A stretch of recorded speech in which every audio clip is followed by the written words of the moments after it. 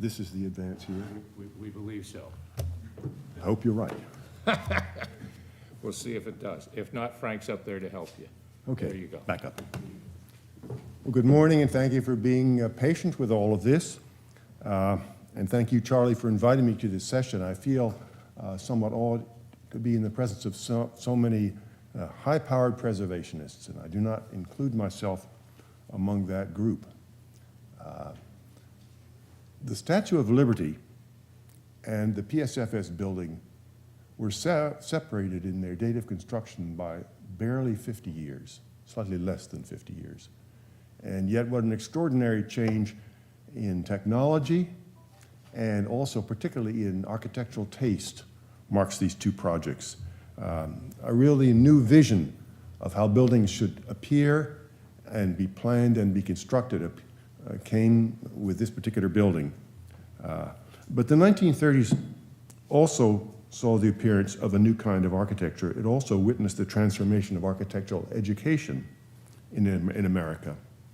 In 1937, Walter Gropius arrived at Harvard to introduce a revolutionary design curriculum based on the principles of the Bauhaus School, bringing in new faculty and replacing the classical methods that had dominated schools of fine arts for generations. It did not take long for word to travel from Cambridge across the country. And about 20 years later, the School of Fine Arts at the University of Pennsylvania enlisted a new dean trained and inspired at Harvard. Teachers were engaged who were in tune with this new approach. As a student during the period, I remember that there was no longer any trace of the old Beaux-Arts faculty, and that the curriculum included no courses in architectural history. In fact, the students were told that enrollment in optional courses in the history of art offered by other departments was strongly discouraged. Is it any wonder that a generation of architects came to professional maturity with little knowledge or appreciation of the existing building scene? Preservation architecture at the time was the province of a specialized group dealing principally with small-scale construction and residential buildings, and the larger firms, believing themselves unqualified, steered well clear of that morass. Today, the situation has changed for the better. There are few major design or construction firms that cannot demonstrate credible experience in preservation work. That is not to say that all have in-house the technical skills required for every aspect. Consultants are available, but most know what they know and when to call in help. You're speaking with such a person. I must credit a member of the Carpenters Company as the person who drew me into this field, and that is my first employer, Henry Magaziner, who I think is not with us here today. He was the person who gave me a job out of the University of Pennsylvania, and about 10 years later, when I was trying to set up a small practice in Germantown, he called me up and said, "Would you come one evening to talk with a group of people? We've acquired the rights to a Victorian mansion at Green and Tulpehocken Streets, and we need someone to lead us through the opportunities for restoration there." I knew nothing about the field. And then over a period of years, he began throwing these opportunities to me. And I will say that he kind of drew me into the preservation area, kicking and screaming all the while. It was not the career I had in mind for myself when I enrolled in the University of Pennsylvania. This is well, since today's preservation projects frequently involve very large structures and require their adaptation to demanding new programs. They may require conformance to rigid preservation standards to qualify for financial incentives. And time of performance is usually critical, since they may be owned by investors who cannot sit by while funds are raised and approvals negotiated. The annual cost of insuring and maintaining a vacant office tower is staggering. On the other hand, the cost of demolition may exceed the residual value of the land. So your client has a real problem. The building we are going to discuss today is a high-rise office tower constructed in Philadelphia 80 years ago. It's a building that introduced technical innovations in central air conditioning on a large-scale structure of this type. It was designed in a European architecture style that was put forth as a polemic of reform and that transformed the image of architectural design in Europe and especially in other parts of the globe. And yet it delivered a message that fell principally on deaf ears in this country. And yet in Philadelphia, one of the most culturally conservative cities in America, it came to be adopted as a kind of civic icon, everybody's favorite building. I'm not just talking about architects, but about the public at large. Some years ago, at the time the PSFS bank failed and was taken over by federal regulators, in an attempt to reduce expenses, the new owner extinguished the famous rooftop sign. There was an outcry, letters to the editors of local newspapers, calls to TV stations demanding it be relit, and management was obliged to comply. What other urban advertising icon can claim such a level of public affection? The Philadelphia of 1930, into which PSFS was born, was a traditional city that had evolved within the structure of framework designed by William Penn in the 17th century. Bounded by 2 rivers and organized around 5 public squares, it had an established plan anchoring functional districts along 2 axial avenues. At its central square stood City Hall, a florid Second Empire mass that had only been completed for 30 years, but was already considered something of an architectural embarrassment. The most prestigious banks, insurance companies, and office buildings were located along South Broad Street and Chestnut Street, closely attended by the Union League and other businessmen's clubs. West Market Street was consumed by the elevated tracks of the Pennsylvania Railroad. On East Market Street, you had its 5 famous department stores and the shopping district, then as now the most active retail district in the city. And what makes Philadelphia different from other more typical American cities like New York and Los Angeles is that it has been less subject to the constant creep of development that leaves behind a residue of underutilized buildings. PSFS broke that mold. It was built on East Market Street in the middle of the retail district, the only high-rise office buildings to do so prior to the 1980s. The explanation lies in the nature of the business at the bank. And here's a picture of the environment that the PSFS rose in when it constructed around 1930. Definitely a small scale buildings.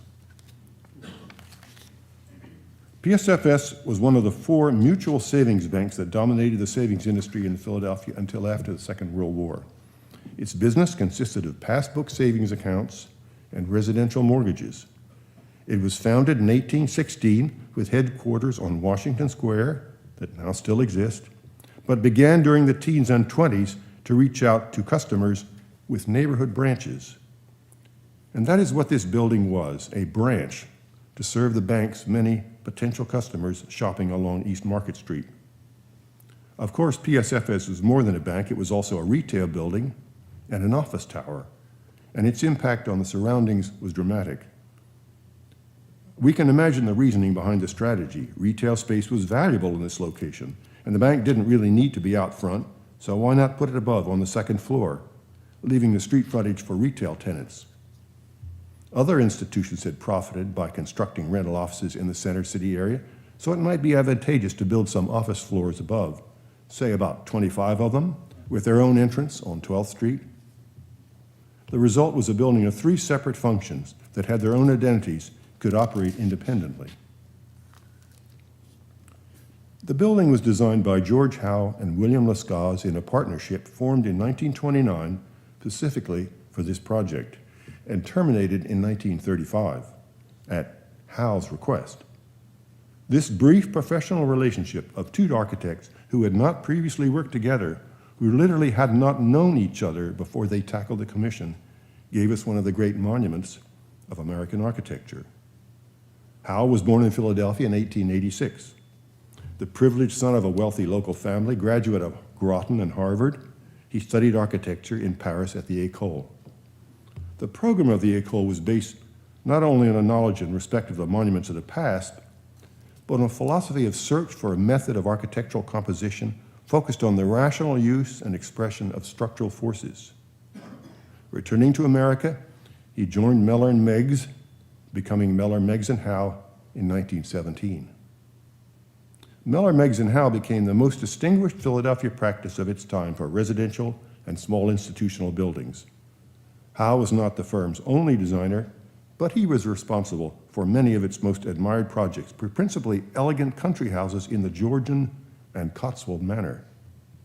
Mellor, Meigs and Howe were truly the McKim, Mead and White of Philadelphia. When Howe resigned from the firm in 1928, he was the top of his profession.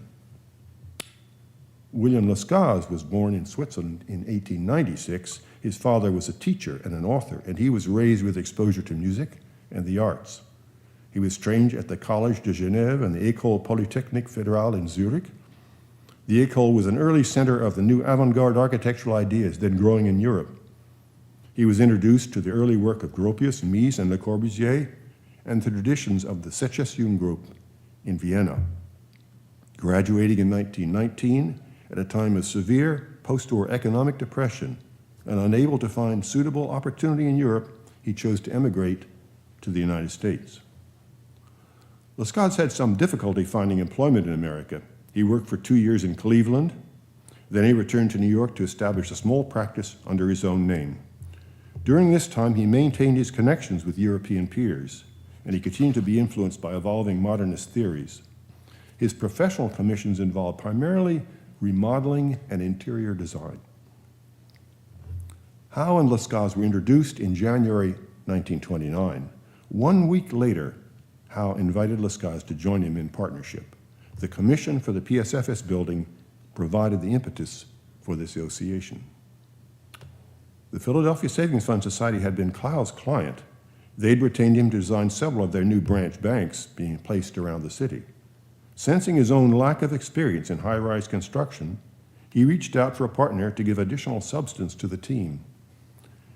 It's extraordinary that he chose an architect whose experience and skills were in design rather than in the technology of this new building type and scale. In fact, neither partner had previously worked on a project of this magnitude. Now, Howe made clear to Lescaz that although the commission had been in his hands for a period of time, and he had already submitted several concepts to the client for review, the, quote, design opportunity should be placed in your disposal, he said to Lescaz.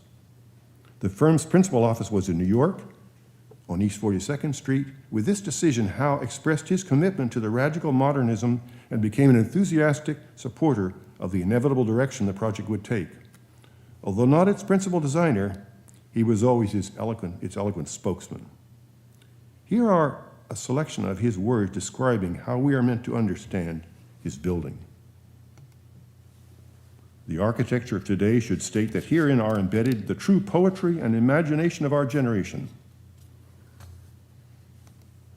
I am not a violent agitator for new things, but I believe in meeting new things as they arise. I want to see the correct relation of architecture to daily life. Buildings are no longer sculptural forms carved in an inert mass of masonry, but beating organisms with throbbing hearts, giant lungs, and mighty tendons. Architecture must be designed with an opening up for air and sunlight in these fast-moving times. We are dealing not simply with a work of architecture, but with a moral imperative. This famous sketch was produced by Lescaz soon after he started work. Here we see the daring new visual relationships he brought to the project. It boldly accepts the functional asymmetry of its corner site and takes advantage of it, abandoning the more timid Art Deco symmetry of earlier Howe designs. It takes expression from the vertical layering of functions in its three-part program of retail, office, and bank. It establishes the building's vocabulary of planar surfaces and movement in and out in relation to the building line. And it inflects to a corner in mass and fenestration. It introduces the gauche but powerful motif of the soft curved corner that, despite having come to be seen as an awkward period cliché, became the building's trademark. To its three-part program of bank, retail, and office building, the design brings a separate identity to each, with it compromising the perception of the whole. This is the original entrance to the office building at the foot of the escalator on Market Street. Notice that the lettering there says the Philadelphia Savings Fund Society that was substituted with the PSFS about 10 years later. And here, an early view of the retail component. Next to the building's entrance, you see the first tenant, a sandwich stand and luncheon counter. And on the left are a learner's store, which eventually grew to occupy the entire retail of the first floor. But there probably were multiple tenants originally in this thing, and you should imagine it more honky-tonk, more informal, less monumental than we all remember it when Learners had the entire space. And interestingly, Learners was in this building until the building closed. That store continued, which I think is astonishing, something of a record that a dress shop would be able to survive all that time in that space.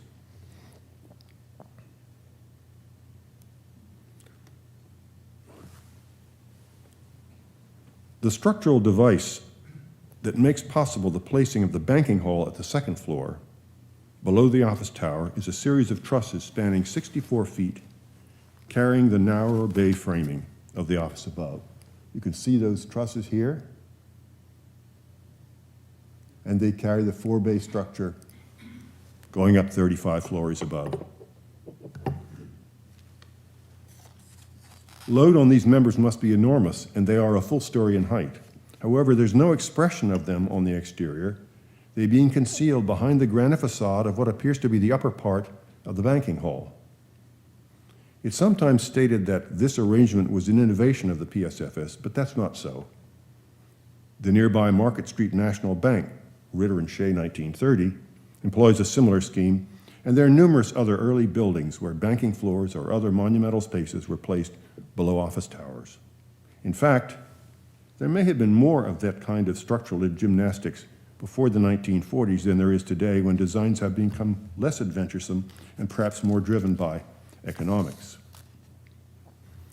PSFS was also innovated in technical development.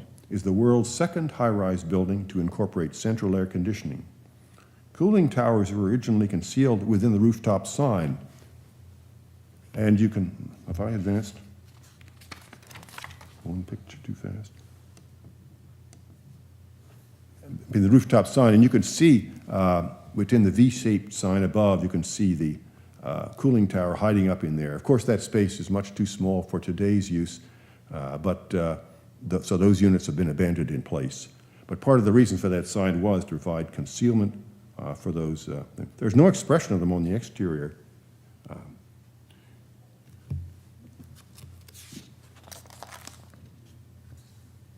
Its windows were made from aluminum,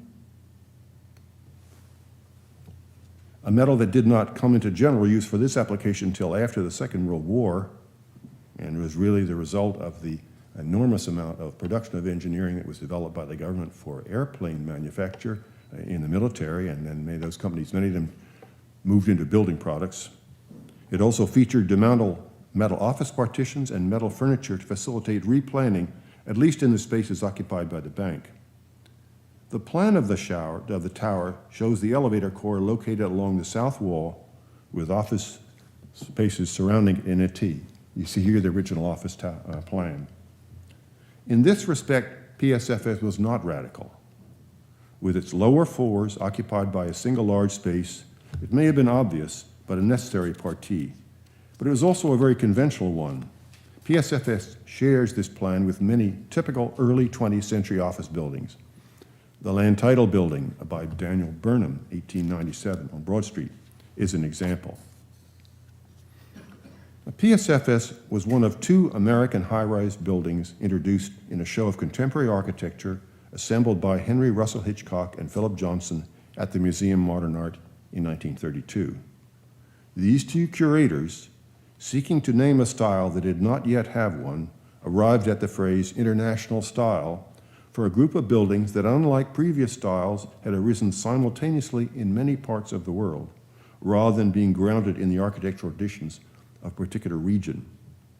The name international style is used and misused freely today in confusion with Art Deco and modern. In fact, it refers to a very specific set of buildings and a very specific set of aesthetic principles. In their book, The International Style, Hitchcock and Johnson define these principles as follows. First, a new conception of architecture as volume rather than mass. To illustrate that, I show you the original banking floor, and you can see that the enormous columns which carry the entire structural floor are sheathed in black and white marble on alternate spaces to a very high polish. The effect of that is to remove their mass-like quality and by reflecting dark and light sources, make you less aware of the weight on that structure. That's how that was arrived. The massive trusses of the tower were not expressed. The vertical articulation of columns on the office tower exterior was done at the client's request. Loews and Howard preferred a plain horizontal facade, but they were overruled. Second, regularity rather than axial symmetry serves as the chief means of ordering design. The PSFS building, in both exterior and interior arrangements, works to avoid any symmetrical relationships. This is perhaps the most radical innovation and immediately distinguishes the style from other contemporary design movements.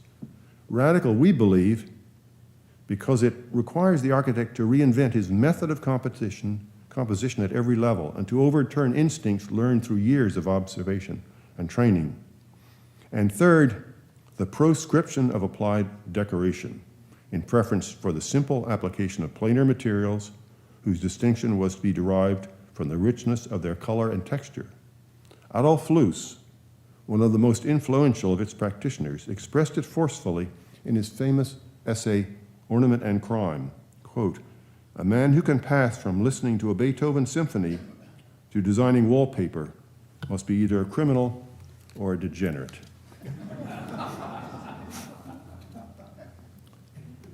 To these we may add a fourth, the restriction of color to a simple palette of primary colors or to the natural tones of materials. And here you see a view of the banking hall as restored. You notice the yellow ochre on the wall. That, of course, is an original color. And the soffit above the columns on the left, a kind of a brick red, that also is an original color. And to the third, there was a blue, a kind of a mailbox blue. And those are the only applied colors that appeared anywhere in the building as designed by Howe and Loews. We think of this style as a European importation today. That's because it and other aspects of modernism were overwhelmed in America after the 30s and 40s by a desire for decorative treatment, and later during the 70s by a sentimental historicism that, despite its seeming appeal to older cultures, has been less influential in Europe than in the United States. There are very few true international style buildings in America today, and almost none in Philadelphia.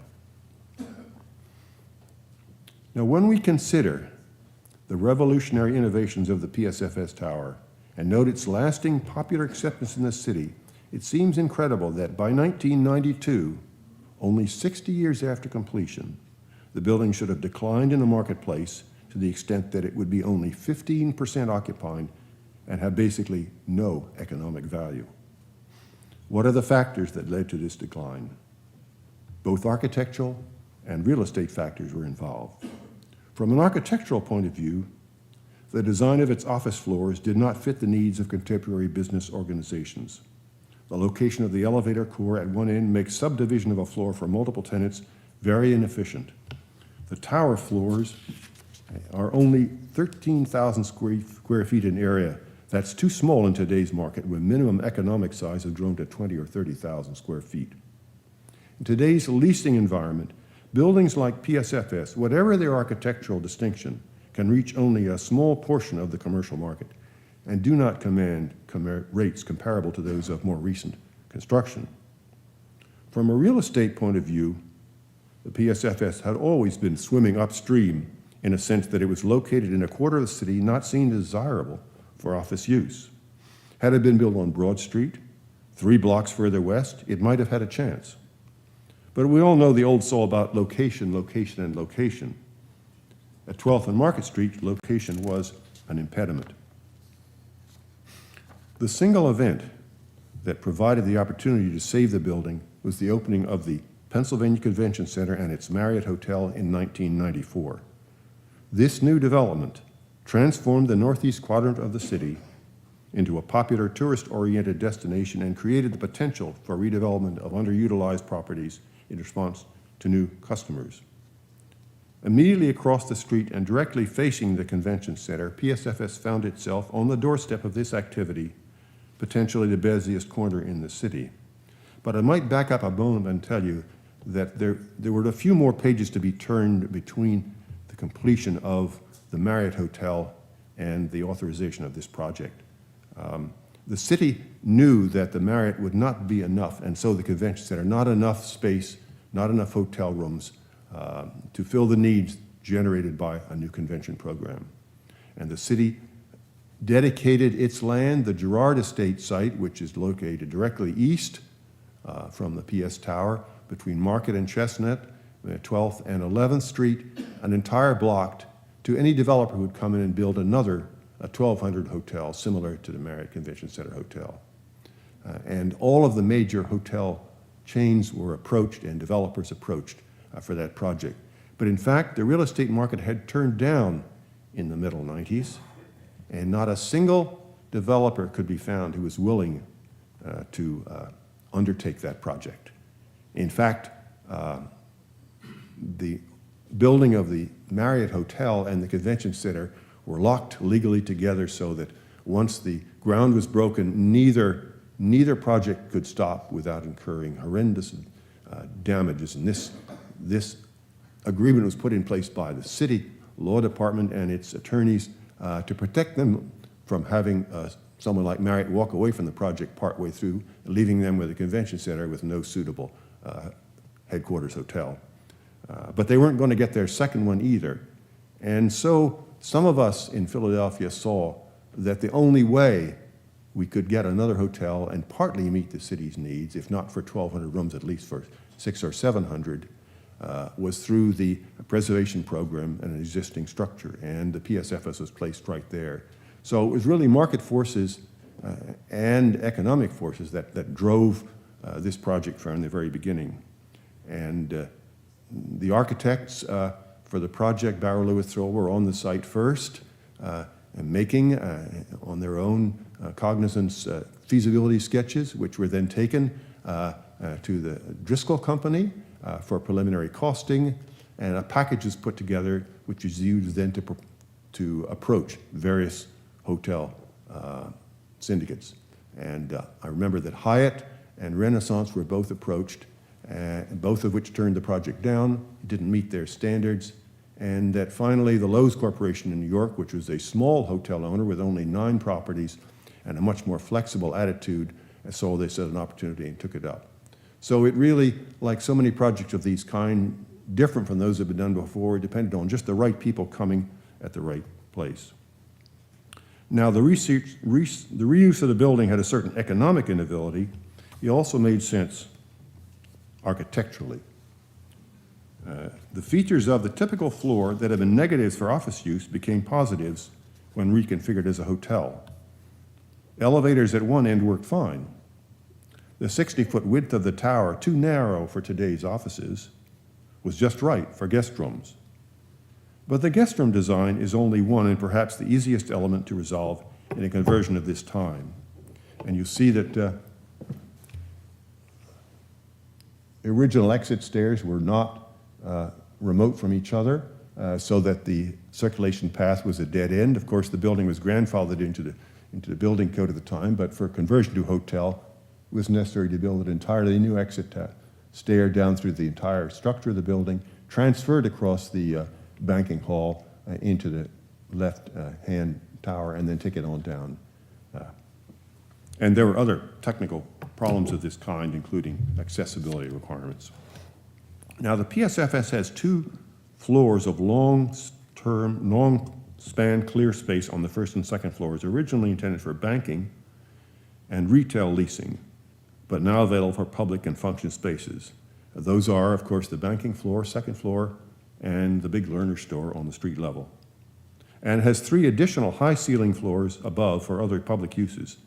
These were useful, but far from sufficient to accommodate the multitude of public and service functions required for a hospitality program. Now you might ask, why does a convention hotel need to have so many meeting and ballroom spaces? Aren't there lots of those spaces in the convention building itself, which the hotel could make use of?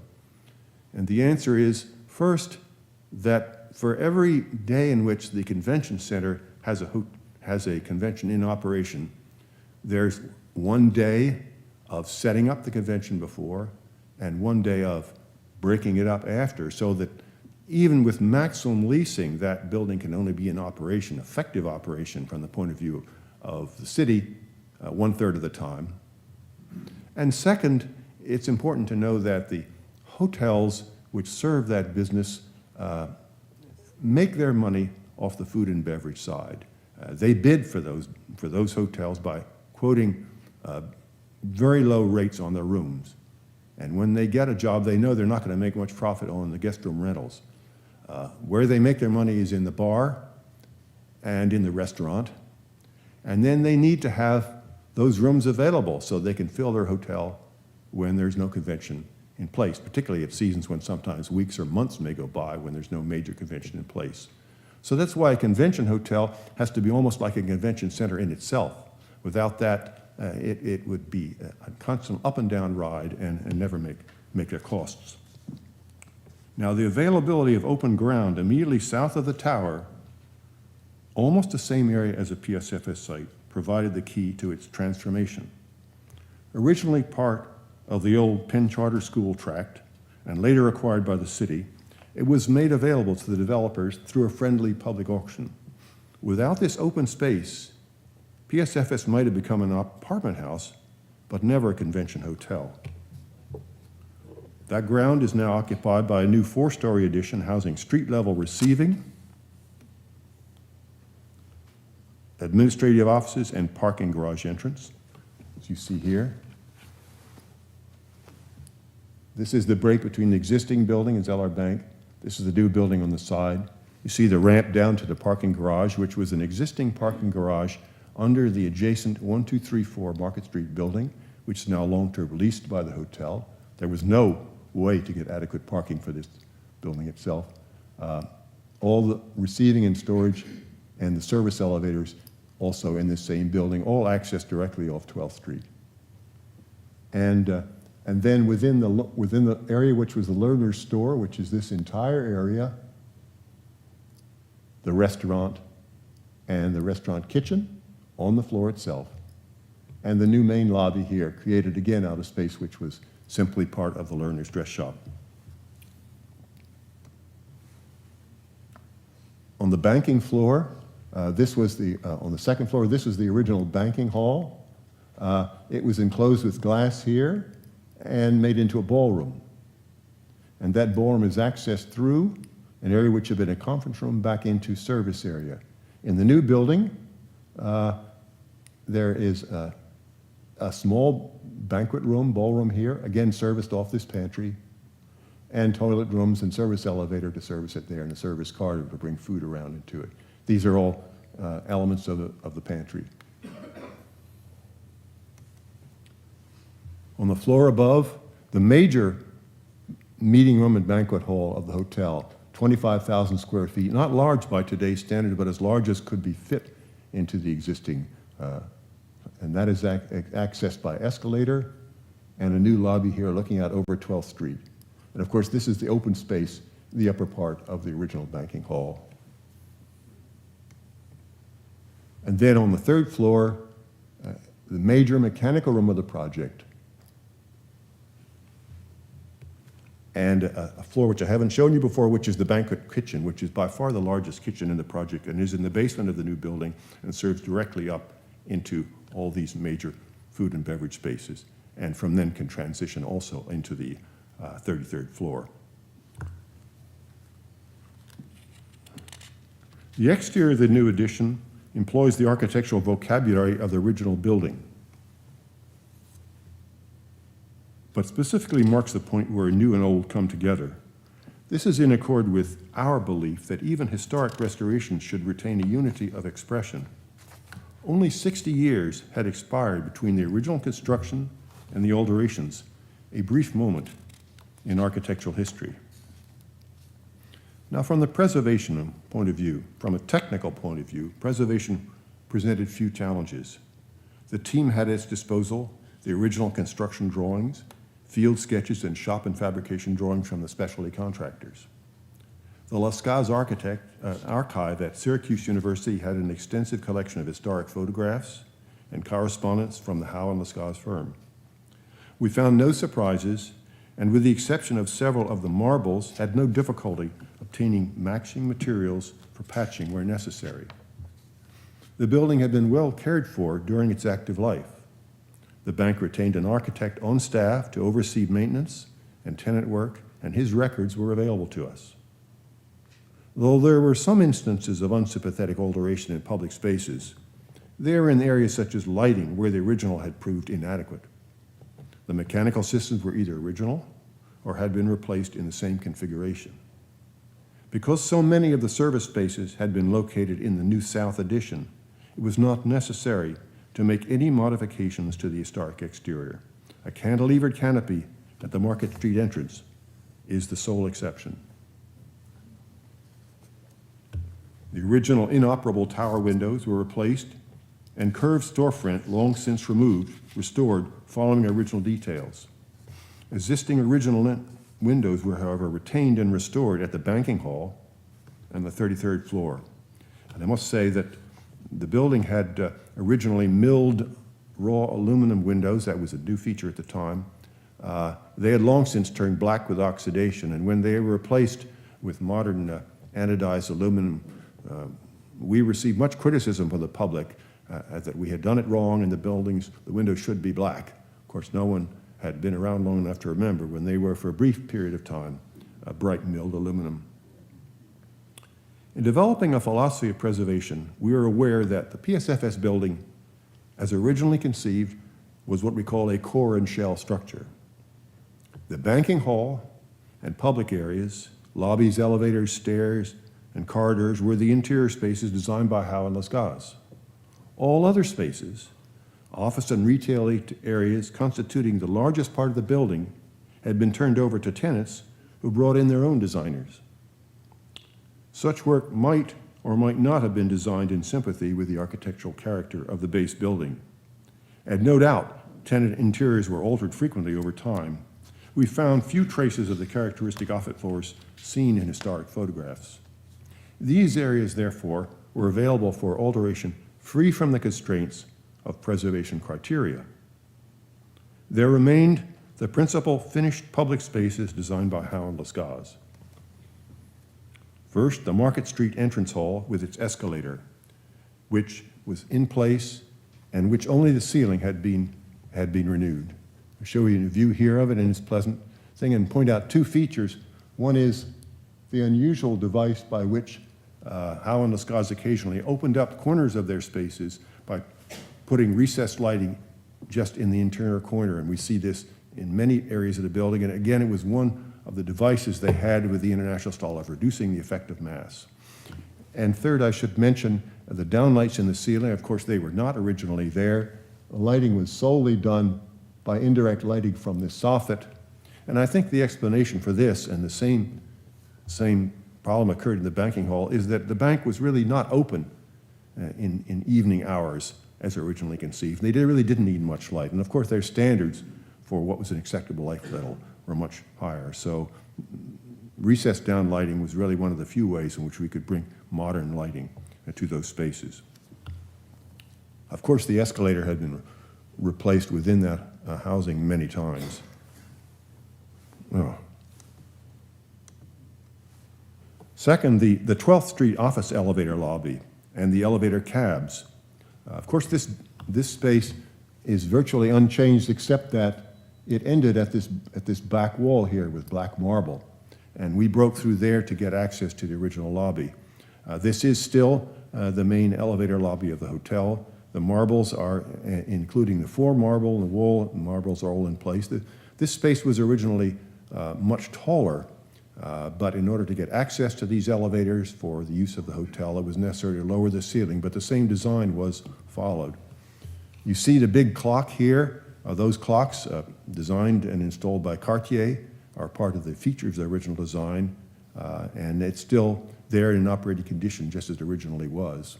You see also on the back wall, within the lobby itself, the original vault door from the bank's main vault, which was on the 3rd floor as part of its safe deposit box area. And this and several other times we've retained or relocated particularly exciting features from this thing really as ornament in the new project.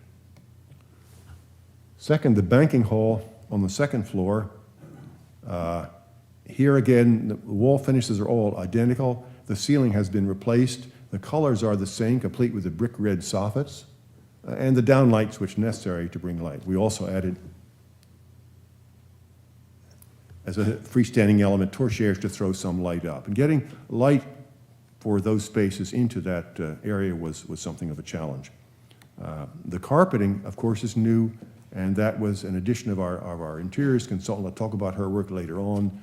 But the original floor of that space was a combination of black soapstone and rubber tile, both in front of and behind the counter. So there was nothing there that could reasonably be preserved. And of course, a hard surface in a space of this kind would never have been acceptable.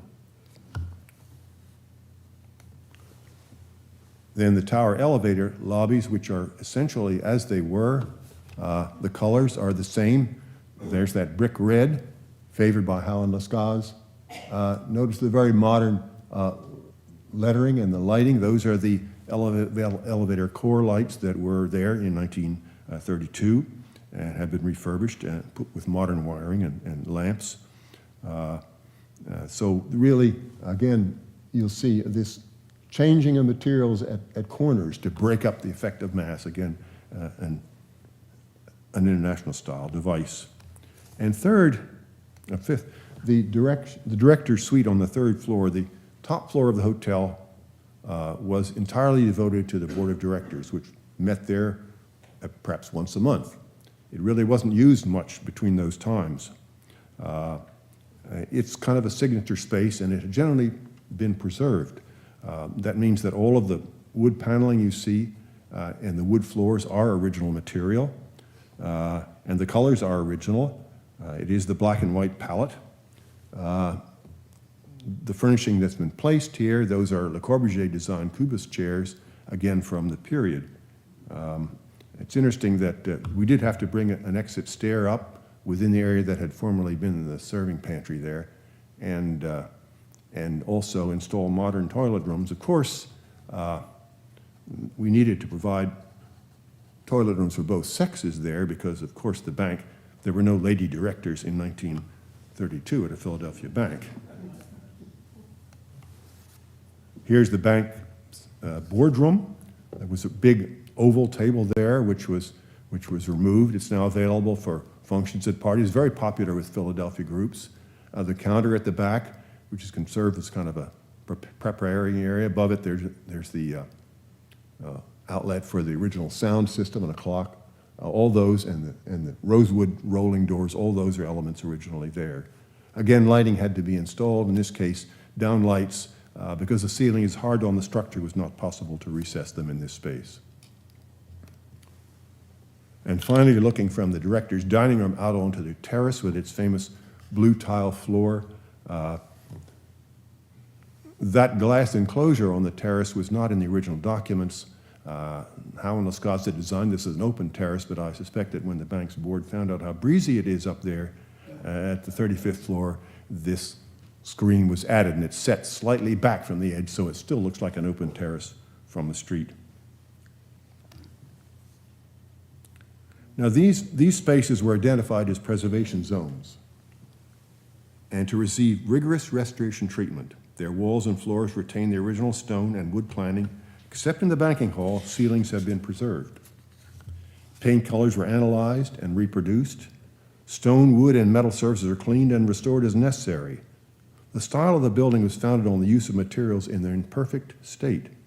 The reflection of light was an important design effect. and interior and exterior stone had been finished to a high polish. This is not a style that is enhanced by patina.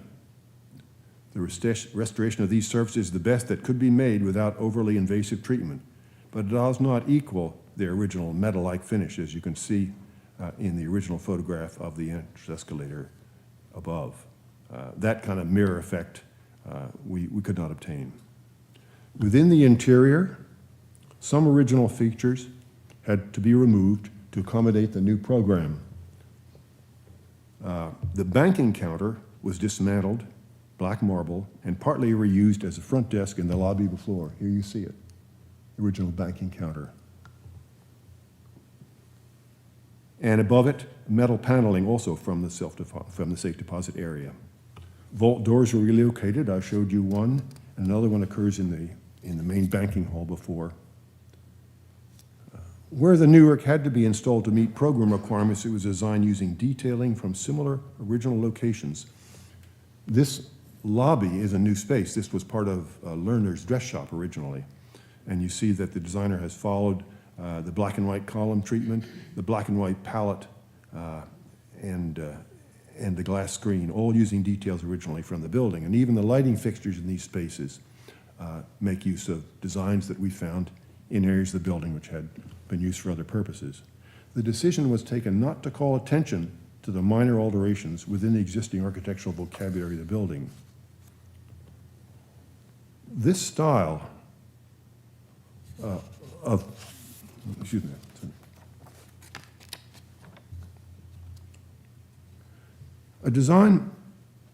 The building is designed for hospitality industry has a particular role to play.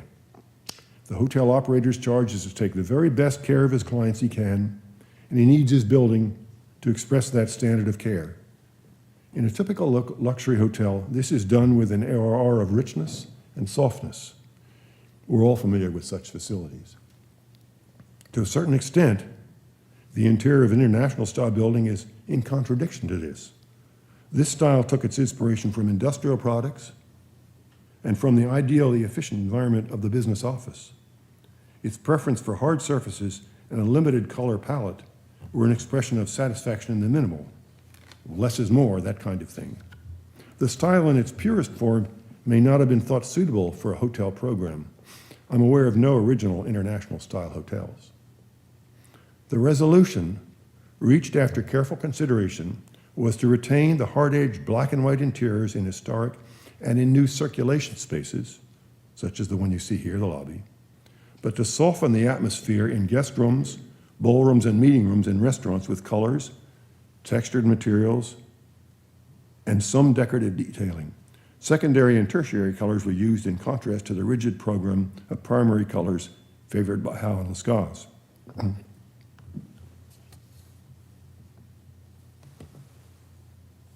Here again is a new circulation space, the lobby outside the large ballroom in the addition. And you can see that in some ways it does recall the original Howe and Loews scenes with its asymmetry, the abuse of black marble. The carpeting here, designed by our interior design firm, Daroff Design, was inspired by drawings and paintings made by Le Corbusier. I think as installed, the chroma is somewhat brighter than originally intended, but the theme is, again, to bring in elements, again, invented in 1930 in the same period and by people who were working within the same style as Loews.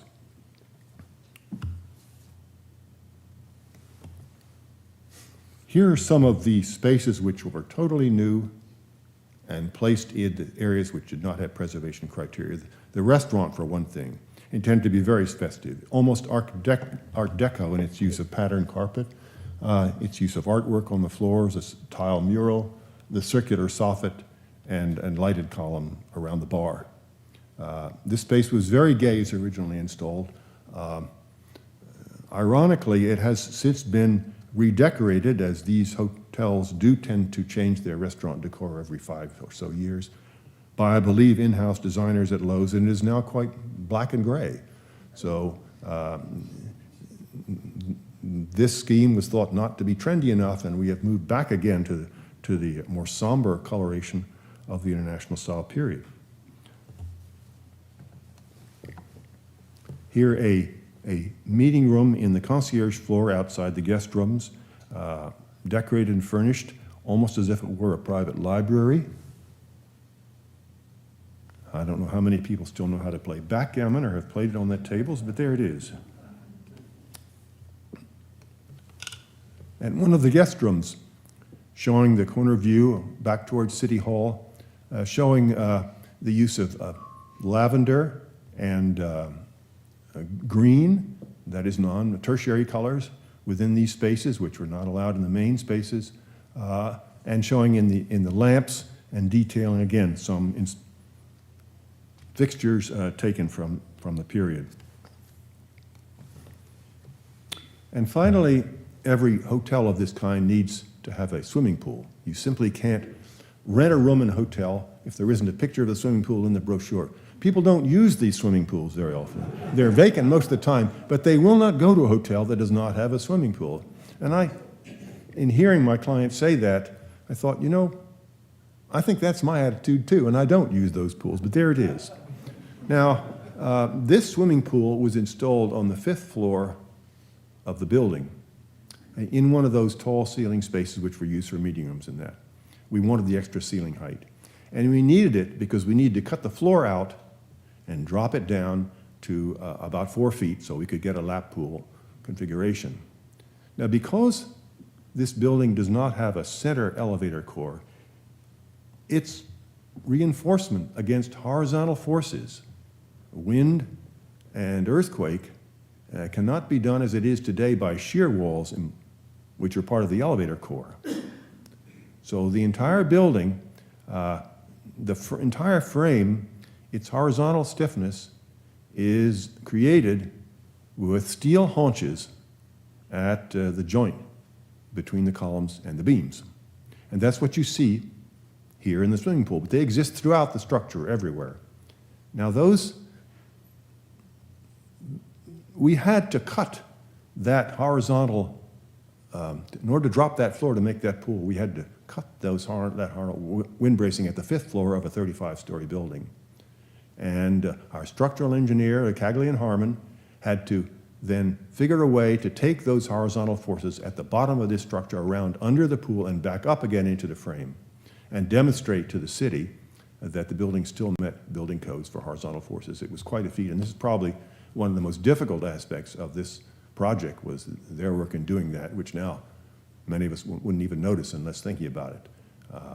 This was 15 years ago, and they began the project with a full computer analysis of the original documents to prove to the city that even with no alterations, the building met then the current code for horizontal forces, and then with this design to show how that stiffness had been maintained. But it was quite a feat, and without it, I do not think this part of the project could have occurred. So you see these modern sort of Art Deco details and modern details in some of these spaces. They were used all with devices and motifs from the between the periods. But this is one of the few hotels where you'll not find any chandeliers, floral carpeting, or classically inspired details. Now, it's conventional to say that without a sympathetic client, no creative architecture can take place.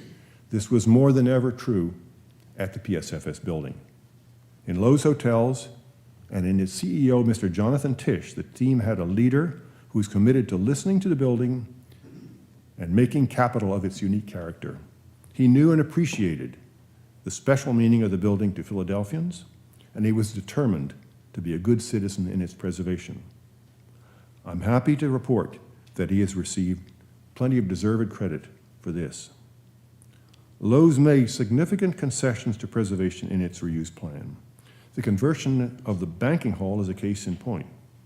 Hotel ballrooms are typically designed with space dividers and rear service corridors to allow them to be used simultaneously for multiple events. Had this been done, the banking hall would have lost its open, luminous character. Loews agreed to retain it, undivided, for single events.